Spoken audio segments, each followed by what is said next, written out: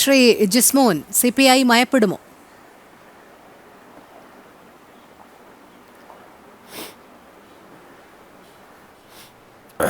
അല്ല, ഇതിനകത്ത് CPI മയപ്പെടുമോ അല്ലെങ്കിൽ CPIയും CPMും തമ്മിലുള്ള ഒരു തർക്കമായിട്ടൊന്നും ഇതിനെ മാറ്റുവാൻ ഞാനില്ല. അങ്ങനെ ഒരു കാരണവശാലും ആ തർക്കത്തെ വളരെ ലഘൂകരിച്ച് കാണുവാനും പാടില്ല.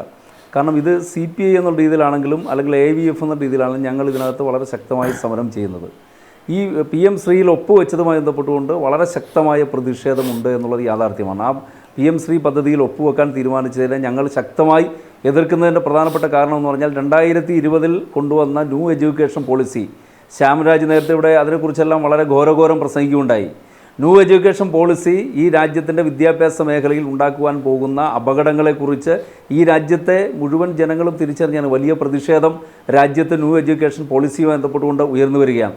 അപ്പോൾ കേന്ദ്ര ഗവൺമെൻറ്റിൻ്റെ ഫണ്ട് കാണിച്ചുകൊണ്ട് കേന്ദ്ര ഗവൺമെൻറ്റിൻ്റെ ഏതൊരു അജണ്ടയും സംസ്ഥാനങ്ങളുടെ മേൽ അടിച്ചേൽപ്പിക്കാമെന്നുള്ളൊരു നീക്കമാണ് ഇതിൻ്റെ പിന്നിൽ നടക്കുന്നത്. അദ്ദേഹം വളരെ ആധികാരികമായി അദ്ദേഹം വളരെ ആധികാരികമായി പറയുകയാണ്, NEP നടപ്പിലാക്കിയില്ലെങ്കിൽ, അതായത് PM ശ്രീ പദ്ധതി ഒപ്പുവെച്ച് കഴിഞ്ഞാൽ NEP പദ്ധതി നടപ്പിലാക്കാതെ മുന്നോട്ട് പോകാൻ കഴിയില്ല എന്നുള്ളത്. ഞാൻ അതിനോട് യോജിക്കുകയാണ്. കാരണം NEPയുടെ ഒരു ഷോക്കേസാണ് PM ശ്രീ പദ്ധതി എന്നുള്ളത് കൊണ്ടാണ് ഞങ്ങൾ ഇതിനെ എതിർക്കുന്നത്. NEPയിലൂടെ നടപ്പിലാക്കാൻ പോകുന്ന അങ്ങേയറ്റം അപകടകരമായ നമ്മുടെ ചരിത്രബോധത്തെ ഇല്ലായ്മ ചെയ്യുന്ന, ഈ രാജ്യത്തിൻ്റെ ശാസ്ത്രബോധത്തെ, വിദ്യാർത്ഥികൾ പഠിച്ചു വരേണ്ട ശാസ്ത്രബോധത്തെ ഇല്ലായ്മ ചെയ്യേണ്ടി വരുന്ന, ഡാർവിൻ്റെ പരിണാമ സിദ്ധാന്തത്തെ പോലും ഒരുപക്ഷെ പഠിപ്പിക്കുവാൻ പാടില്ല എന്ന് പറയുന്ന തരത്തിലുള്ള സാഹചര്യം. മഹാത്മാഗാന്ധി വധവുമായി ബന്ധപ്പെട്ടുകൊണ്ട് എന്തുകൊണ്ടാണ് വടക്കേ ഇന്ത്യൻ സംസ്ഥാനങ്ങളിലെ പല സംസ്ഥാനങ്ങളിലും നമ്മൾ കേൾക്കുന്നുണ്ട് അത്തരം പാഠപുസ്തകങ്ങളിൽ മഹാത്മാഗാന്ധി വധം ഒഴിവാക്കുന്ന സാഹചര്യം, അതുപോലെ തന്നെ ഗാന്ധി വധവുമായി ബന്ധപ്പെട്ടുകൊണ്ട് തെറ്റായി ചരിത്രം പഠിപ്പിക്കുന്ന കാര്യങ്ങളെല്ലാം ഉണ്ട്. അപ്പോൾ അത്തരത്തിലുള്ള അങ്ങേയറ്റം വർഗീയത നിറഞ്ഞ, അങ്ങേയറ്റം അപകടകരമായ പാഠഭാഗങ്ങൾ ഉൾപ്പെടെ ചേർത്തുകൊണ്ട് വിദ്യാഭ്യാസ മേഖലയെ വർഗീയവൽക്കരിക്കുന്നതിന് വേണ്ടിയിട്ട് വളരെ ആസൂത്രിതമായ അജണ്ടയാണ് NEPയിലൂടെ രാജ്യത്ത് നടപ്പിലാക്കാനായി ശ്രമിക്കുന്നത്. പിന്നെ ഇവിടെ കേരളത്തിൻ്റെ വിദ്യാഭ്യാസ മേഖലയെക്കുറിച്ച് പറയുകയുണ്ടായി, ശ്യാംരാജ് പറയുകയുണ്ടായി. കേരളത്തിൻ്റെ വിദ്യാഭ്യാസ മേഖല ഈ രാജ്യത്തിന് തന്നെ, ശ്യാംരാജ് ഏത് സ്കൂളിലാണ് പഠിച്ചത് എന്ന് എനിക്കറിയില്ല. അദ്ദേഹം സർക്കാർ സ്കൂളിലാണ് പഠിച്ചതെങ്കിൽ, അതല്ല എങ്കിൽ ഇപ്പോൾ ഏതെങ്കിലും സർക്കാർ സ്കൂളിൽ കേരളത്തിൽ പോകാൻ തയ്യാറാകണം. ഞാൻ അദ്ദേഹത്തോടൊപ്പം വടക്കേ ഇന്ത്യയിലുള്ള BJP ഭരിക്കുന്ന സംസ്ഥാനങ്ങളിലെ സർക്കാർ സ്കൂളുകളിൽ പോകാൻ തയ്യാറാണ്. കേരളത്തിലുള്ള 47 ലക്ഷത്തോളം വിദ്യാർത്ഥികൾ പൊതുവിദ്യാഭ്യാസത്തിൻ്റെ ഭാഗമായി മുന്നോട്ട് പോകുന്ന സാഹചര്യം, അത് കേരളം ആർജിച്ചെടുത്ത പൊതുവിദ്യാഭ്യാസ മേഖലയുടെ നേട്ടങ്ങളാണ്.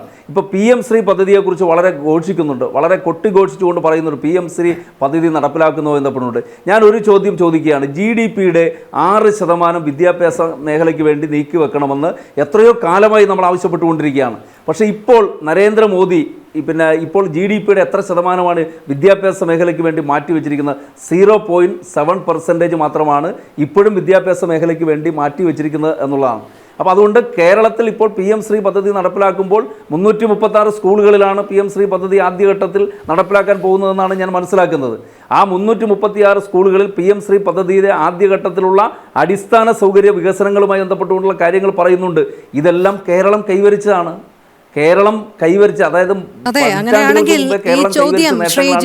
CPMനോടല്ലേ ചോദിക്കേണ്ടത്? രാജ്യത്തിന്റെ വിദ്യാഭ്യാസ മേഖലയുമായി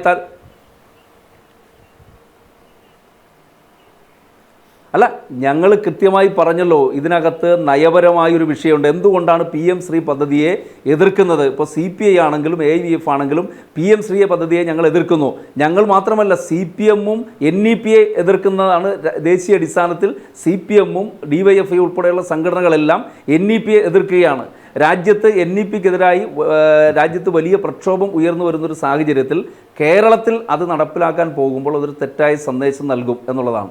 അതുകൊണ്ടാണ് ഇപ്പോൾ തെറ്റായ സന്ദേശം നൽകുന്നതിന് മുൻപ് ഒരു മുന്നണി മര്യാദ പോലും പാലിച്ചില്ല. നാഷണൽ എഡ്യൂക്കേഷൻ പോളിസി തങ്ങൾ അനുകൂലിക്കുന്നില്ല എന്ന് പറയുമ്പോൾ പോലും PM ശ്രീ പദ്ധതിയിൽ ഒപ്പിട്ടതിന് ശേഷം മാത്രമാണ് CPI മന്ത്രിമാർ അടക്കമുള്ളവർ അറിഞ്ഞത്. അപ്പോൾ മുന്നണി മര്യാദകൾ പാലിക്കാതെ CPMന് ഏകാധിപത്യ സ്വഭാവത്തോടുകൂടി അത്തരമൊരു തീരുമാനത്തിലേക്ക് എത്താൻ കഴിയുമെങ്കിൽ ഇപ്പോൾ താങ്കൾ BJPയോട് ചോദിച്ച അതേ ചോദ്യം CPMനോടല്ലേ ചോദിക്കേണ്ടിയിരുന്നോ? നമ്മൾ വിദ്യാഭ്യാസ മേഖലയിൽ അടിസ്ഥാന സൗകര്യങ്ങളെല്ലാം ആർജിച്ചു കഴിഞ്ഞതല്ലേ, പിന്നീട് എന്തിന് ഈ പദ്ധതിയിൽ ഒപ്പിട്ടു എന്നുള്ള ചോദ്യം ചോദിക്കേണ്ടതല്ലേ? ഇപ്പോഴും അനുനയ നീക്കവുമായി CPIയെ സമീപിക്കുന്നുണ്ട്. നാളെ CPIയുടെ യോഗം ചേരുന്നുണ്ട്. അപ്പോൾ നമുക്ക് രാഷ്ട്രീയപരമായി ഞങ്ങൾ ഒറ്റക്കെട്ടാണ് എന്നൊക്കെ പറയാമെങ്കിൽ പോലും നിങ്ങൾ തമ്മിലുള്ള ഈ നയപരമായി വന്ന ഈ വ്യതിയാനത്തെ എങ്ങനെ സമവായത്തിലെത്തിക്കുമെന്നാണ് കരുതുന്നത്? കാരണം CPM ഇതുമായി മുന്നോട്ട് പോകും എന്നുള്ളത് പറഞ്ഞു കഴിഞ്ഞു.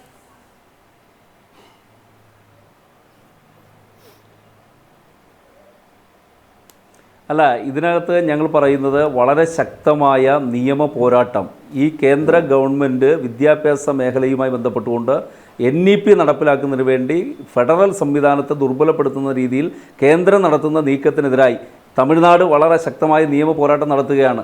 വെസ്റ്റ് ബംഗാൾ ഉണ്ടായിരുന്നു, അതുപോലെ തന്നെ കേരളമുണ്ട്. ഈ സംസ്ഥാനങ്ങളെല്ലാം ചേർന്ന് നിന്നുകൊണ്ട് ഈ ഫെഡറൽ സംവിധാനം അട്ടിമറിക്കാൻ ശ്രമിക്കുകയും വിദ്യാഭ്യാസ മേഖലയെ വർഗീയവൽക്കരിക്കുന്നതിനെതിരായി വളരെ ശക്തമായ നിയമ പോരാട്ടം നടത്തണം എന്ന് തന്നെയാണ് ഞങ്ങളുടെ അഭിപ്രായം. ആ അഭിപ്രായത്തിൽ ഇപ്പോഴും ഉറച്ചു നിൽക്കുകയാണ്. ആ സാഹചര്യത്തിൽ കേരളത്തിലെ ഗവൺമെൻറ് സ്വാഭാവികമായും എല്ലാ മേഖലകളിലും, കാർഷിക മേഖല എടുത്തു കഴിഞ്ഞാൽ, ആരോഗ്യ മേഖല എടുത്തു കഴിഞ്ഞാൽ, റവന്യൂ കമ്മി വിഹിതം എടുത്തു കഴിഞ്ഞാൽ, അങ്ങനെ വികസനവുമായി ബന്ധപ്പെട്ടുകൊണ്ടുള്ള എല്ലാ മേഖലകളിലും ഒരു സങ്കുചിതമായ രാഷ്ട്രീയ താല്പര്യം പലപ്പോഴും കേന്ദ്ര ഗവൺമെൻറ് പ്രകടിപ്പിക്കുന്ന സാഹചര്യമുണ്ട്. അതുകൊണ്ടാണ് കേരളത്തിലെ ജനപ്രതിനിധികൾക്ക്, തെരഞ്ഞെടുക്കപ്പെട്ട ജനപ്രതിനിധികൾക്കും അതുപോലെ തന്നെ കേരളത്തിലെ MP-മാരും MLA-മാരും എല്ലാം ഒറ്റക്കെട്ടായി കേന്ദ്ര ഗവൺമെൻറ്റിനെതിരായി സമരം ചെയ്യേണ്ടി വരുന്നത്. അപ്പോൾ സമരം ചെയ്യുമ്പോൾ സ്വാഭാവികമായിട്ടും അത് ജനങ്ങളെ ബോധ്യപ്പെടുത്തിക്കൊണ്ടാണ് സമരം ചെയ്യുന്നത്. അപ്പോൾ അതുകൊണ്ട് കേന്ദ്ര ഗവൺമെൻറ് ഇപ്പോൾ പറയുന്നത് എന്താണ്? PM ശ്രീയിൽ ഒപ്പുവെച്ചില്ല എങ്കിൽ SSKയുടെ ഫണ്ട് തരില്ല എന്നാണ് പറയുന്നത്. അങ്ങനെ എന്തെങ്കിലും ഒരു സർക്കുലർ കേന്ദ്രം ഇറക്കിയിട്ടുണ്ടോ? അങ്ങനെ സർക്കുലർ ഇറക്കിയിട്ടുണ്ടെങ്കിൽ അത് ഭരണഘടനാ വിരുദ്ധമാണ്. അത് കോടതിയിൽ നമുക്ക് ചോദ്യം ചെയ്യാൻ കഴിയും. കാരണം അങ്ങനെ ഒരു സർക്കുലർ ഇറക്കുവാനുള്ള അധികാരം ഇപ്പോഴത്തെ വിദ്യാഭ്യാസ സമ്പ്രദായത്തിൽ ഇല്ല എന്നുള്ളതാണ്.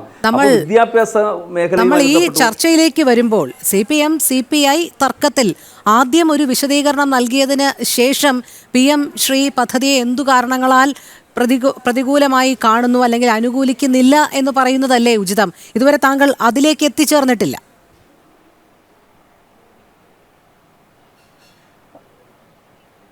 തീർച്ചയായും ഞങ്ങൾ ഇന്നലെ വിദ്യാഭ്യാസ മന്ത്രിയുടെ ഓഫീസിലേക്ക് AIVF-ൻ്റെയും AISF-ൻ്റെയും നേതൃത്വത്തിൽ ഒരു മാർച്ച് നടത്തുകയുണ്ടായി.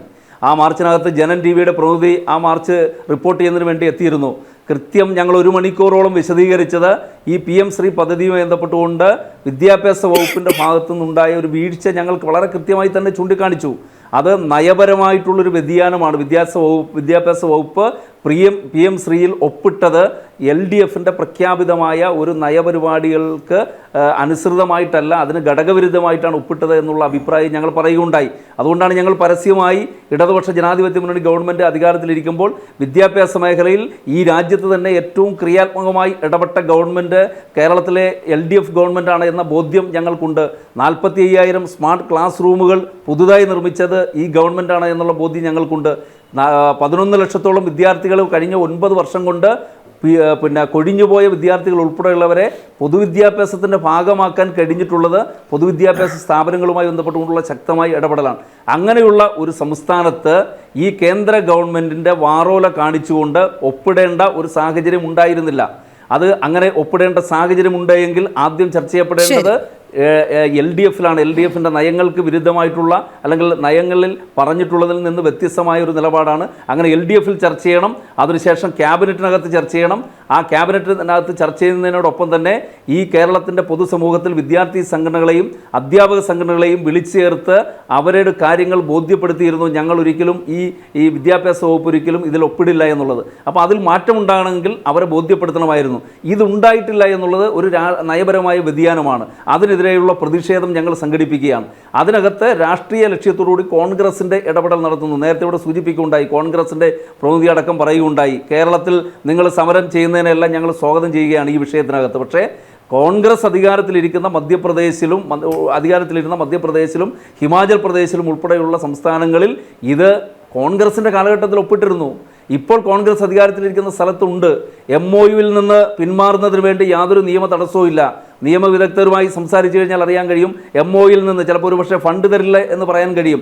ഫണ്ട് തരിക എന്ന് പറഞ്ഞാൽ ചരിത്രം വളച്ചൊടിക്കുന്നതിന് വേണ്ടി, തെറ്റായ ചരിത്രം പഠിപ്പിക്കുന്നതിന് വേണ്ടി, വിദ്യാഭ്യാസ മേഖലയെ വർഗീയവൽക്കരിക്കുന്നതിന് വേണ്ടി, ഇങ്ങനെ ഈ പറയുന്ന എന്തായാലും ഇപ്പോഴും CPM-ന്റെ ഈ നിലപാട് CPM എതിർക്കുന്നു, CPI എതിർക്കുന്നു എന്ന് പറയുന്നതല്ലാതെ അടുത്ത ഘട്ടത്തിലേക്ക് എങ്ങനെ കടക്കുന്നു എന്നുള്ളത് ഇതുവരെ CPI വ്യക്തമാക്കിയിട്ടില്ല.